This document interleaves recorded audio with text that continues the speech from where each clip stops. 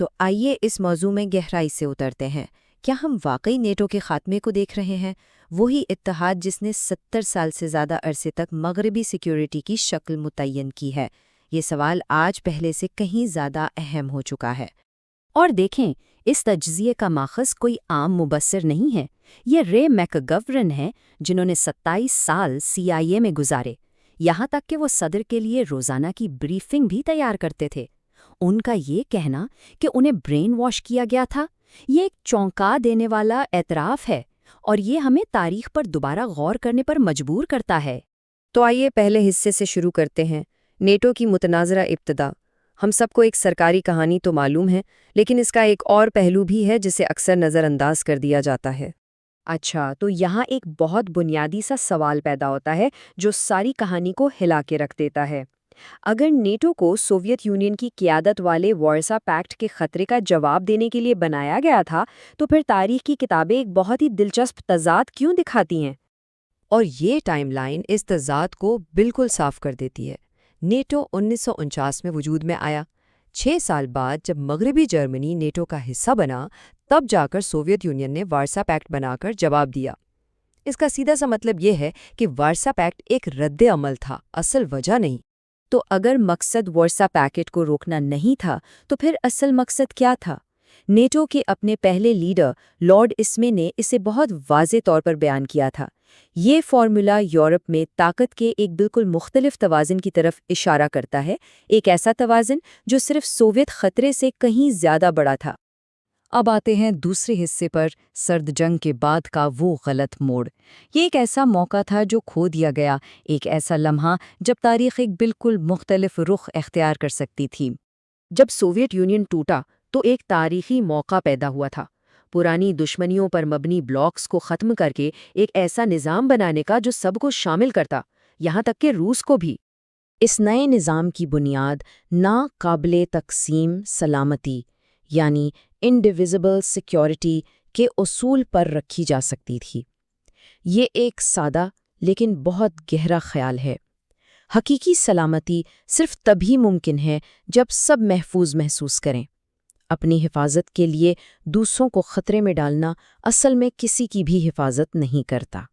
اس وقت سمجھیں کہ 2 واضح راستے تھے۔ پہلا راستہ تعاون کا تھا، جس میں روس کے ساتھ مل کر ایک نیا سیکیورٹی کا ڈھانچہ بنایا جاتا، اور دوسرا راستہ تھا سرد جنگ کی ذہنیت کو جاری رکھنے کا، یعنی نیٹو کو مشرق کی طرف روس کی سرحدوں تک پھیلا دیا جائے۔ اور جیسا کہ ہم سب جانتے ہیں، مغرب نے دوسرا راستہ چنا۔ کئی تجربہ کار سفارتکاروں اور ماہرین نے خبردار کیا تھا کہ یہ ایک بہت خطرناک غلطی ہوگی، لیکن انتباہ کے باوجود توسیع کا فیصلہ کر لیا گیا۔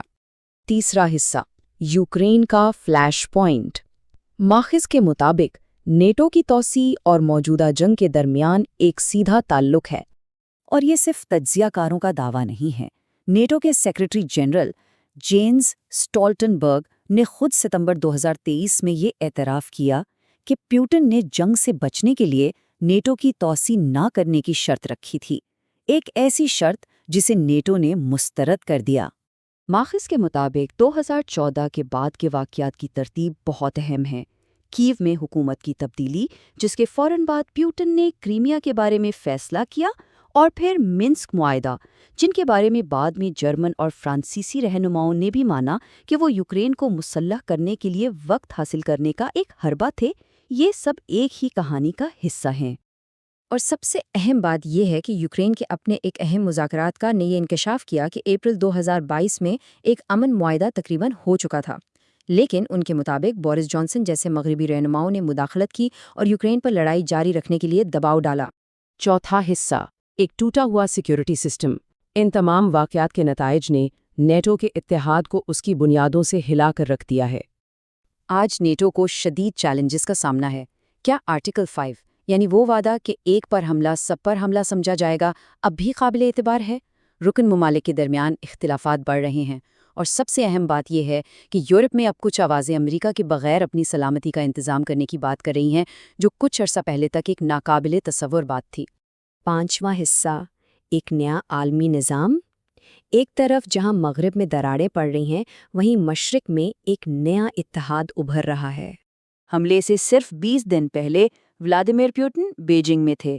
یہ صرف ایک رسمی ملاقات نہیں تھی، اس ملاقات نے آنے والے واقعات کے لیے سٹیج تیار کیا، اور اس سے روس کو یہ اعتماد ملا کہ اسے چین کی مکمل حمایت حاصل ہے۔ یہ لمحہ ایک نئی عالمی حقیقت کی علامت تھا، ایک مضبوط روس چین اسٹریٹجک پارٹنرشپ کا ابھرنا، جو سرد جنگ کے بعد کے امریکی غلبے والے عالمی نظام کو براہ راست چیلنج کرنے کی صلاحیت رکھتی ہے۔